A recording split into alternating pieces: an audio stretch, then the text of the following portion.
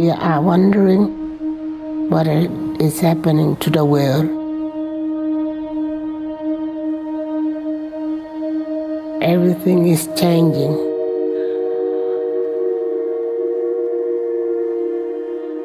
The very idea of human being some sort of natural concept is really going to change. Our bodies will be so high-tech, we won't be able to really distinguish between what's natural and what's artificial. Inside our own heads is the most complex arrangement of matter in the known universe.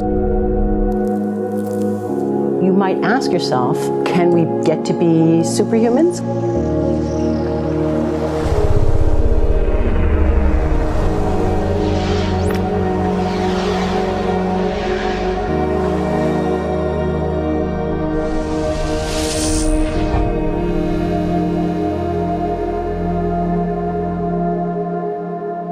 The original Industrial Revolution was driven by the discovery that you could use steam engines to do all kinds of interesting things.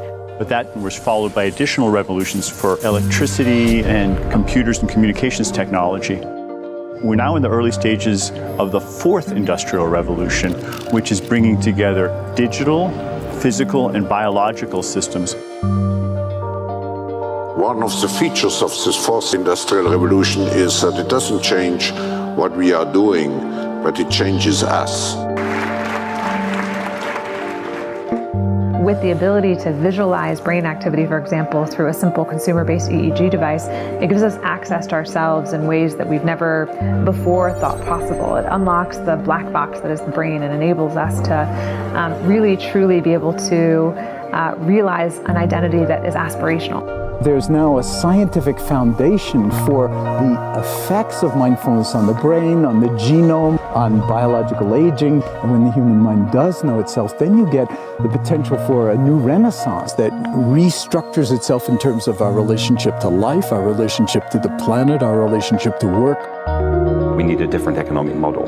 And by that I don't mean capitalism versus communism. What I'm talking about is a shift in the system along the lines of the two big changes that happened in the 20th century, Keynesianism, with a much greater focus on health and education and the role of government working with business, and then a reaction against that in late century to neoliberalism, where the focus was on free markets, freedom of the individual, and getting governments out of the way.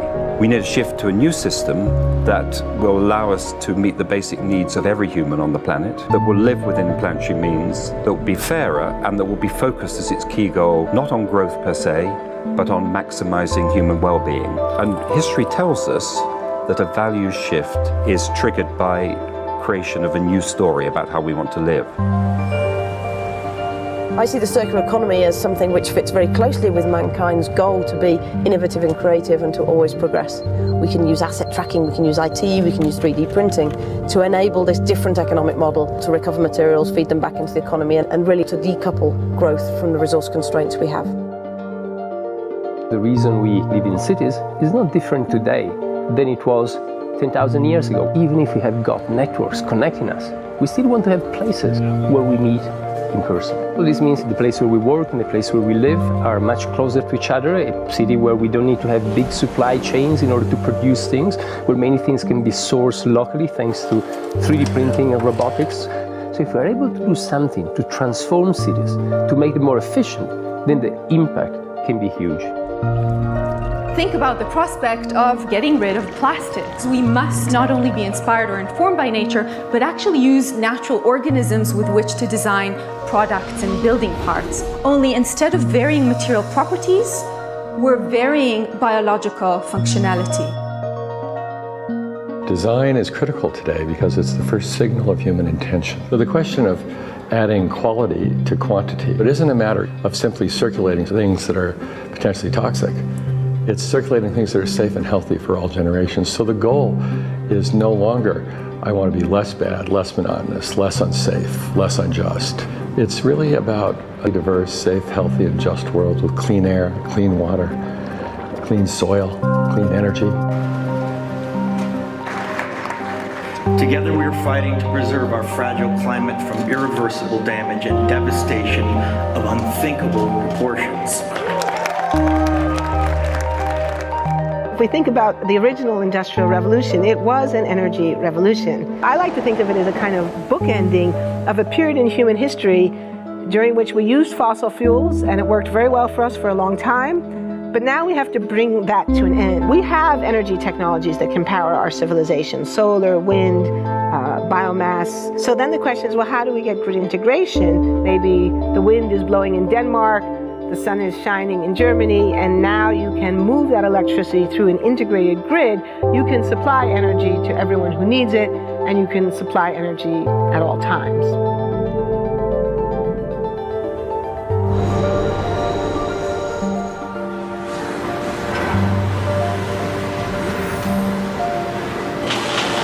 Walking around, you do see different stuff as far as like the body marriage line. They use a lot of things that help them lift up and move things to the car. You just sit there and, program something, and it has its own set mind to go ahead and do everything. And then as humans, we just come in and take the extra step to help the technology. It's not the cure-all for everything. There's definitely a lot of things where people perform the operation better, but certainly for the right applications, robotics are a huge improvement for the process. The prediction of 5 million jobs lost by 2020 to technology is serious, but it's not the main question. Construction, manufacturing, services, public health and education, these industries will still exist. The main question is, what will be the future of work? How will we define work? How will we share the wealth? From the viewpoint of the labor or jobs, now we really need new education or new training. We're working with a World in Motion in FIRST Robotics, trying to encourage students from third grade all the way up through the end of high school. We had students make sailboats, and then we had them race them, and so they could see how quickly they could move. And they immediately went back and started to say, oh, I saw what happened, I'm going to go change this or that. And that was third graders.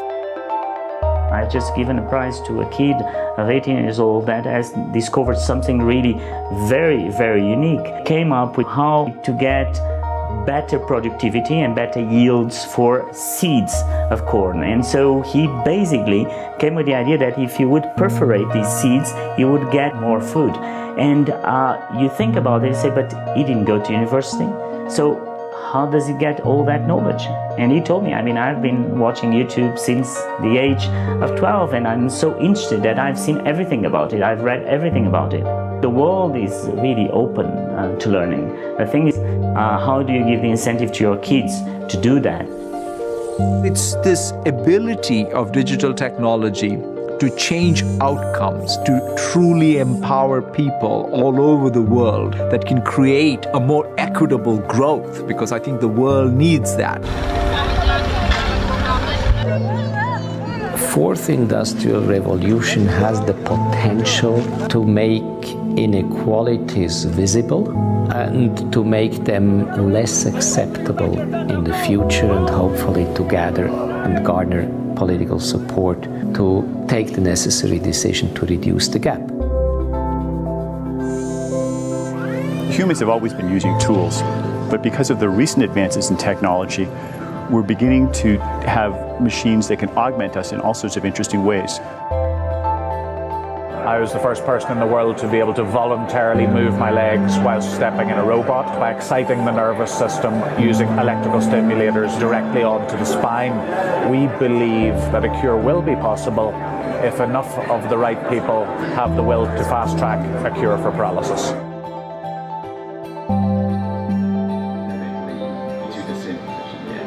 We take two things from the patient.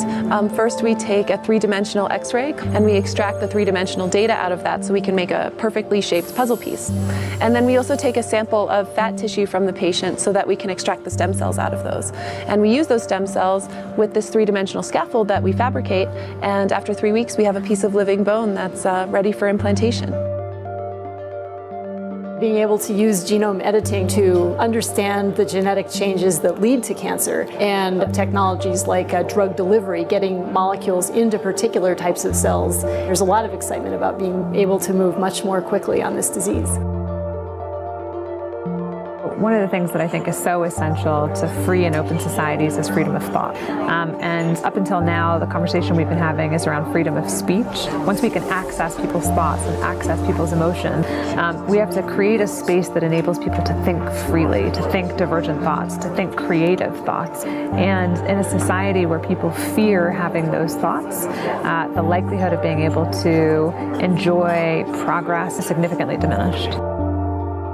We need to take responsibility at every level of society, from the individual and the personal to the institutional to the global, to adapt to these technological challenges and changes which are redefining what it means to be human, what it means to work, what it means to be completely embedded in this world. People always ask me if I'm an optimist or a pessimist. The technology exists, but how do we get it and implement it at the scale we need at a price that people around the world can afford? Even though we have everyday problems we have to solve, we have to find a way to lay the foundations for the innovations of tomorrow.